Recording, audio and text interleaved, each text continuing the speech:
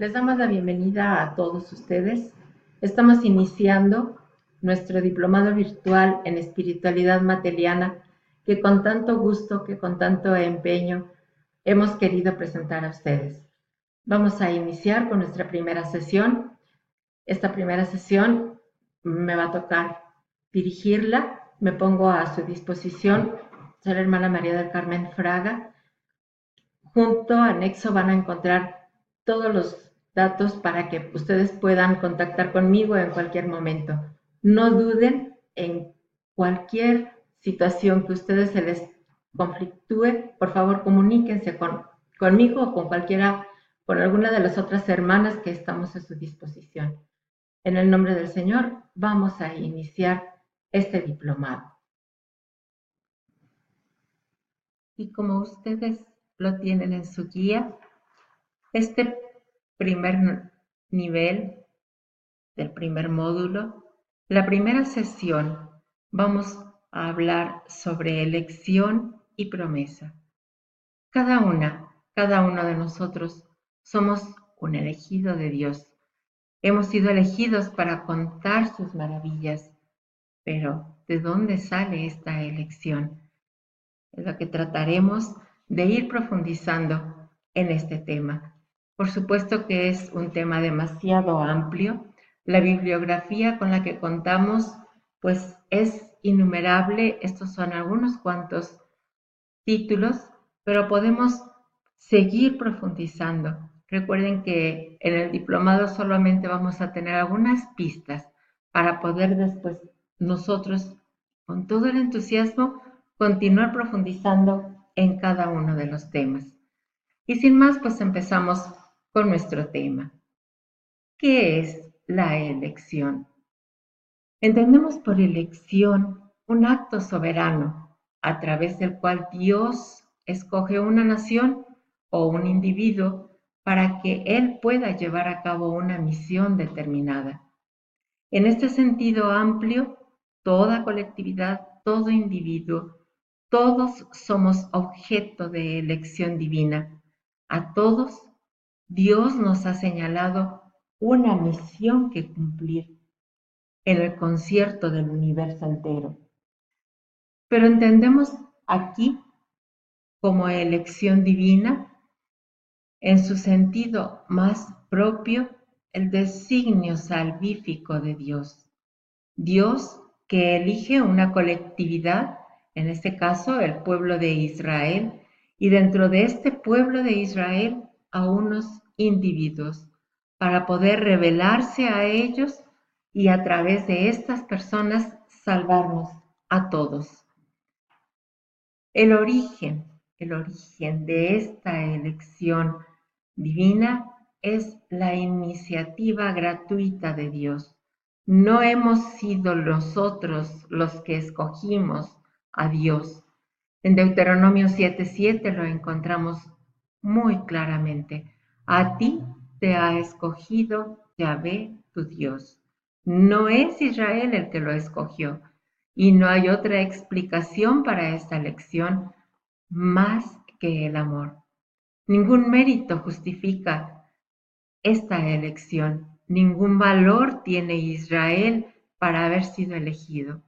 Israel, el más pequeño de los pueblos, es el pueblo al que Dios ha elegido. ¿Y por qué los ha elegido? Nos repite Deuteronomio 7, Yahvé los ha amado. Ese es el motivo de la elección. Esta elección establece una relación muy íntima entre Dios y su pueblo. Ustedes son hijos. Este parentesco filial es efecto de la relación, de la elección que Yahvé ha hecho y expresa la trascendencia de aquel, de nuestro Dios, que siempre nos ama primero. El fin de esta elección es constituir un pueblo santo, un pueblo consagrado a Yahvé, un pueblo que es elevado por encima de todas las naciones en honor en renombre y en gloria, como dice Deuteronomio 26, y que ese pueblo haga brillar entre todos los pueblos la grandeza y la generosidad del Señor. En la Biblia encontramos un término hebreo, por supuesto, bajar. Estos son los caracteres hebreos. Y a través de ese término se expresa en la Biblia, y tal vez solamente aquí, la convicción de los israelitas de ser el pueblo escogido, el pueblo que Dios ha elegido.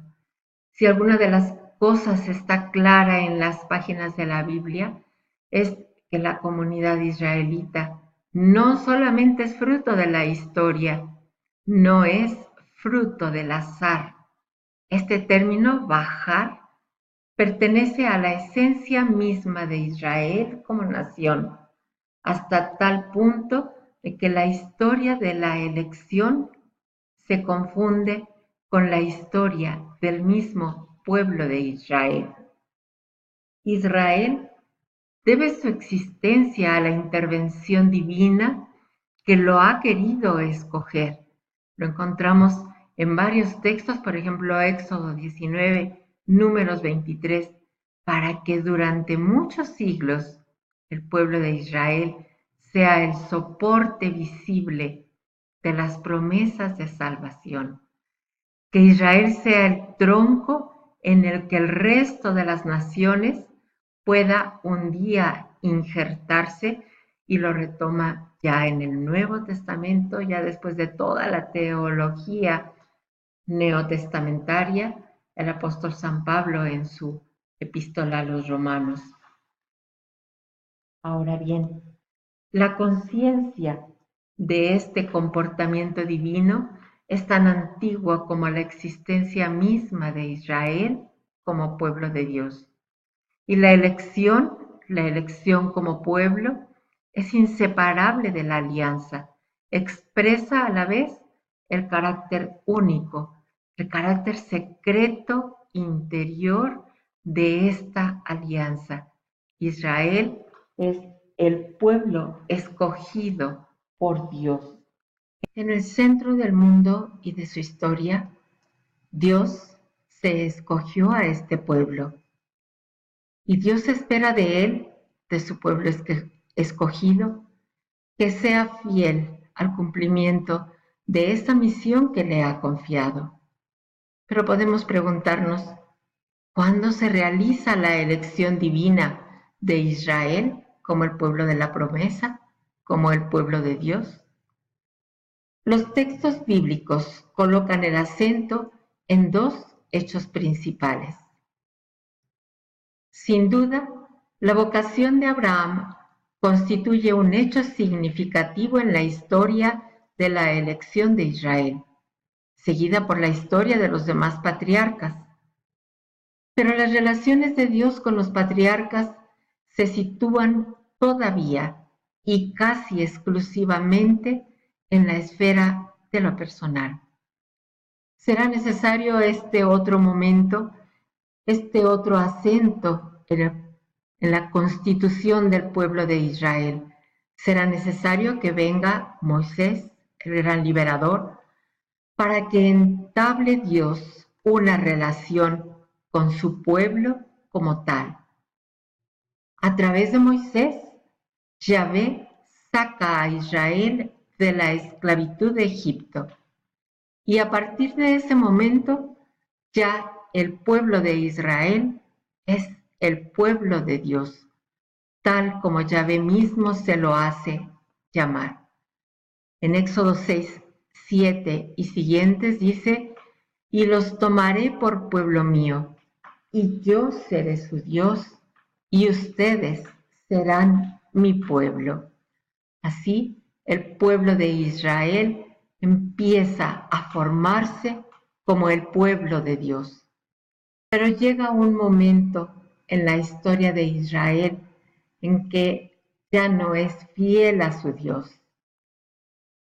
Y viene como una situación muy dolorosa para el pueblo el momento del destierro, en el que parece que Dios anula la elección que ha hecho de su pueblo, y tal parece que abandona a Israel y lo deja perderse entre los demás pueblos. Lo encontramos en el libro de los Reyes, en los dos, principalmente en el segundo libro de Reyes. En este momento surgen unos personajes que van a ayudar muchísimo a que el pueblo de Israel caiga en la cuenta de lo que está sucediendo. Los profetas intuyen la posibilidad tremenda de que el pueblo de Israel le sea infiel a Dios. Sin embargo, pronto se dieron cuenta estos profetas de que a pesar de todo, a pesar de la infidelidad de Israel, Yahvé mantenía la elección. Aquí les dejo algunos textos, ojalá que los podamos leer despacio y gozarlos. Ellos, los profetas, van perfilando la imagen de un nuevo Israel, de un nuevo pueblo de Dios, personificado en la misteriosa figura del siervo de Yahvé, cuya existencia, toda ella, es pura elección divina. Y aquí nos vamos a encontrar principalmente con textos de Isaías. En el culmen de esta obra, Dios hace aparecer a un personaje misterioso, al que le da el nombre de mi siervo, mi elegido. Isaías 42:1 y siguientes dice: He aquí a mi siervo a quien yo sostengo, mi elegido, el preferido de mi corazón. He puesto mi espíritu sobre él. Él les enseñará el derecho a las naciones. Este elegido no es un rey, ni un sacerdote, ni un profeta, pues todos estos elegidos han sido primero hombres antes de haber tomado conciencia de la misión a la que se les llamaba. Oyen su llamamiento y reciben una unción. Sin embargo, este ha recibido el llamamiento de Dios desde el seno de su madre, y su nombre no le es dado por los hombres, sino que es pronunciado solo por Dios. He aquí a mi siervo, a quien yo sostengo. Toda su existencia es de Dios. Toda su existencia es solo elección y no es más que servicio y consagración. El elegido es necesariamente el siervo. Y aunque en el Nuevo Testamento raras veces se le da a Jesús el título de elegido, siempre evoca la figura de siervo. Estos textos se tratan normalmente de un momento solemne en la vida de Jesús, su bautismo, el momento de la transfiguración, su crucifixión. Ahí podemos ver algunos de los textos, pero siempre que se habla de elegido de Jesús, siempre se está evocando la figura del siervo. Siendo así, Jesús es el gran elegido de los tiempos escatológicos. Como nos lo dice Pedro, es la piedra angular, elegida, preciosa, sobre la que se levanta el edificio de la comunidad cristiana que Dios va construyendo en el corazón de la historia. Todos los demás, todos nosotros aún, somos elegidos en Cristo y por Cristo. Así, Cristo, plenamente de su condición excepcional, de vivir un destino único, de ser el líder de Israel anunciado por la Escritura, elige a 12 hombres encargados de extender por el mundo el pueblo de los hijos de Dios. Esta elección que Jesús hace de sus 12 más íntimos, de sus 12 apóstoles, manifiesta que Jesús quiere cumplir su obra, la obra que Dios mismo le ha encomendado, teniendo consigo a los que Él quería.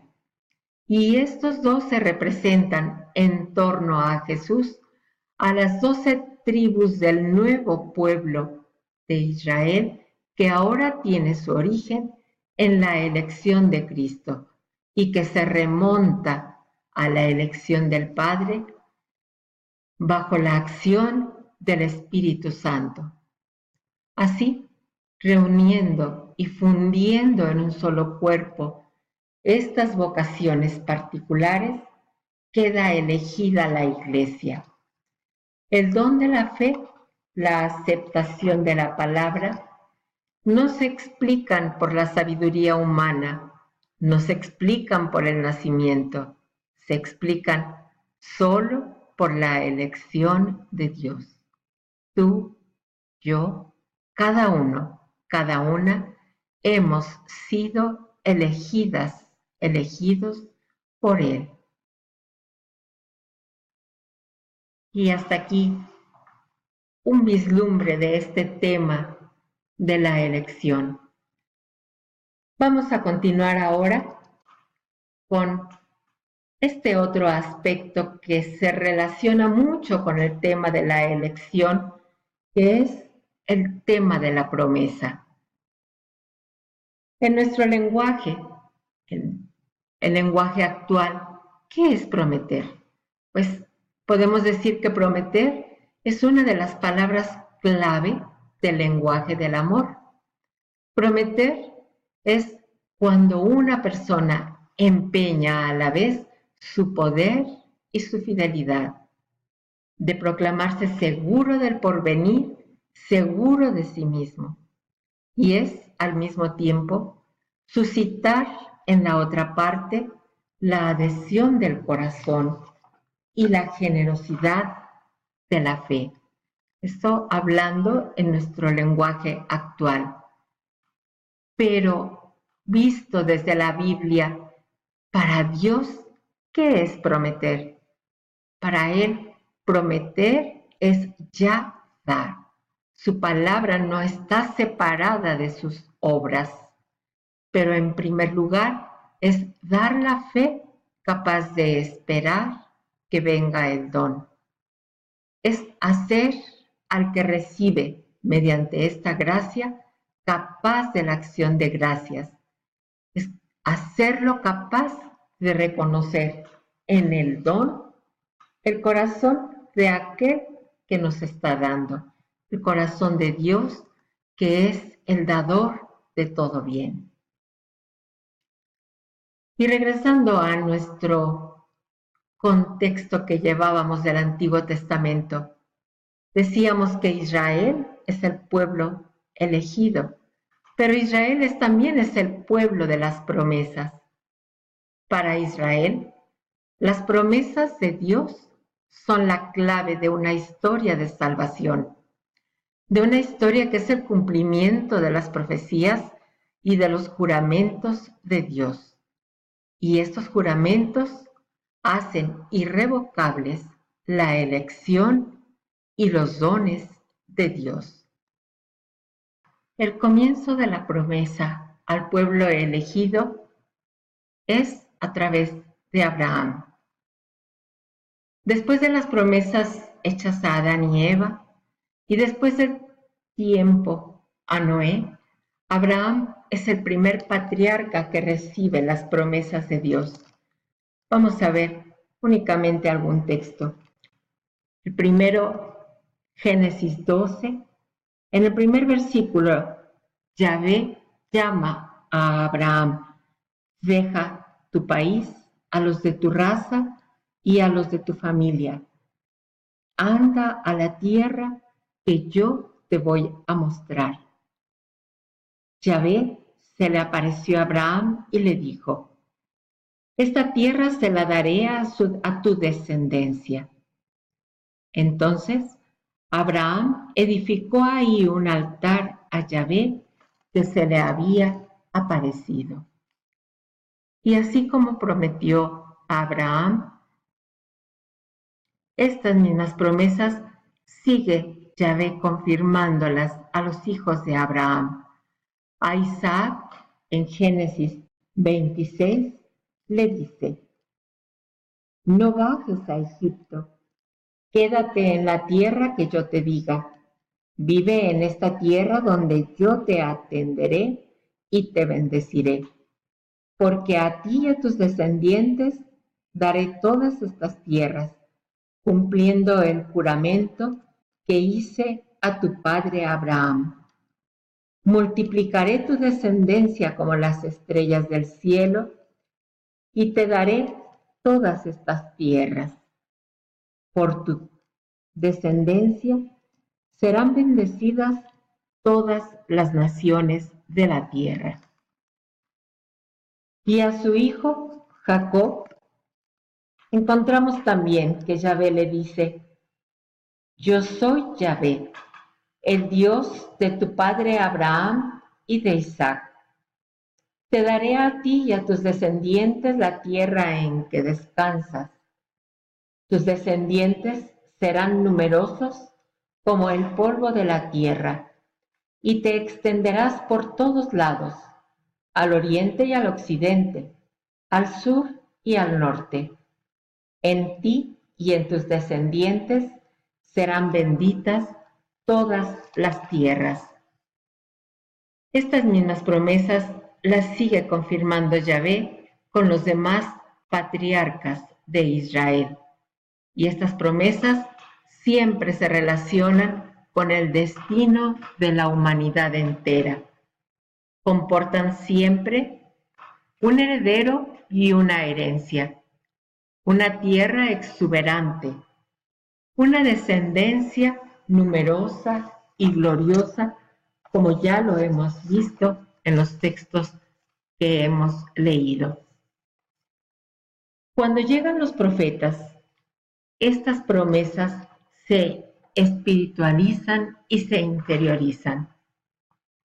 Lo esencial viene a ser la promesa de una alianza nueva, debido a que los habitantes de Israel habían roto la alianza.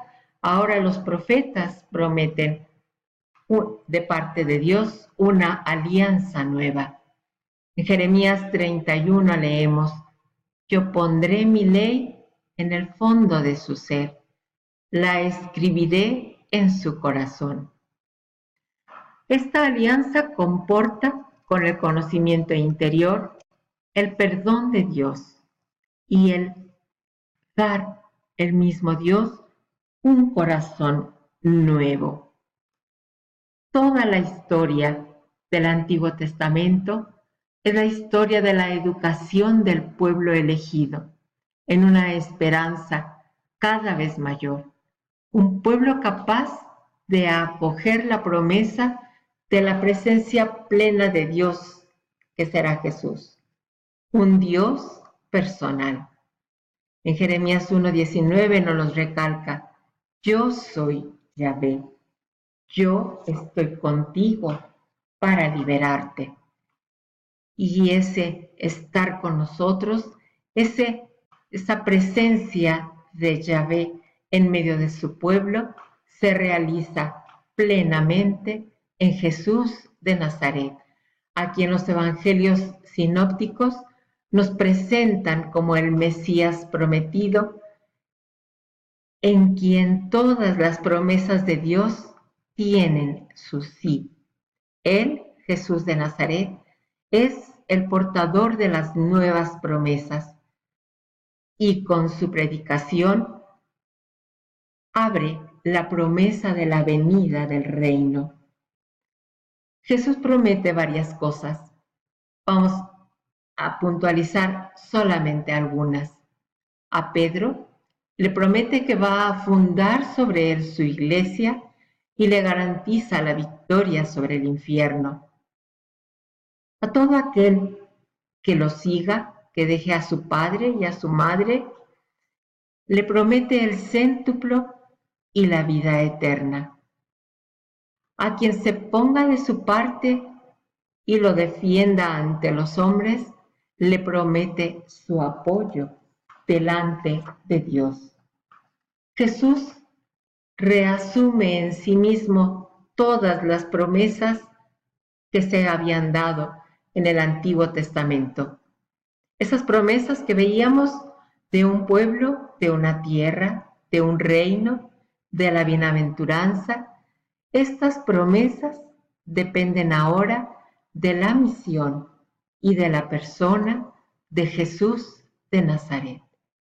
Así, cuando todo está consumado, cuando Jesús expira y entrega su espíritu, ha cumplido todas sus promesas y es entonces cuando puede prometer a los suyos, cuando puede prometernos a cada uno, a cada una de nosotros, estar con nosotros hasta el fin del mundo.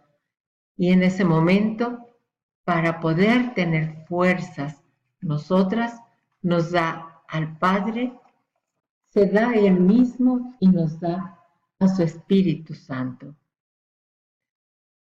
Cada uno, cada una de nosotras, somos como cristianos herederos de esas promesas. Desde el momento que la promesa ha sido dirigida siempre a la fe, está asegurada a toda la descendencia que profesa la fe de Abraham, nuestro Padre común, Padre de todos, circuncisos e incircuncisos. Los cristianos, poseyendo el Espíritu, estamos en posesión de todas las promesas y hemos venido a ser en Cristo partícipes de la promesa. Como cristianos, como seguidores de Jesús de Nazaret, todavía somos peregrinos de una patria mejor a la que tendemos, a ejemplo de Abraham, por la fe y por la perseverancia. En la fe, en el amor, confiamos siempre en la promesa de Jesús. Yo estoy con ustedes todos los días hasta el fin del mundo. Él, Jesús de Nazaret, Jesús, Verbo encarnado, nos lo prometió. Y Jesús, nuestro Verbo encarnado, es fiel. Alabado sea el Verbo encarnado. Hemos finalizado esta primera parte en la sesión 1. Nos haría mucha falta darnos cuenta cómo nuestra muy amada Jana César de Mater fue objeto también de una elección y de cuántas promesas que recibió del Verbo encarnado. En un archivo adjunto vas a encontrar algunas muy breves citas referentes a estos dos temas que Jean de Mater vivió. Te invitamos a profundizarlas y te invitamos también a buscar más, a encontrar más. Nuevamente te recordamos que este no es un curso exhaustivo, que son pequeñas pinceladas para ir tratando de descubrir la inmensa riqueza de nuestra espiritualidad de la encarnación desde el carisma de nuestra muy amada Jana César de Mater. Muchas gracias.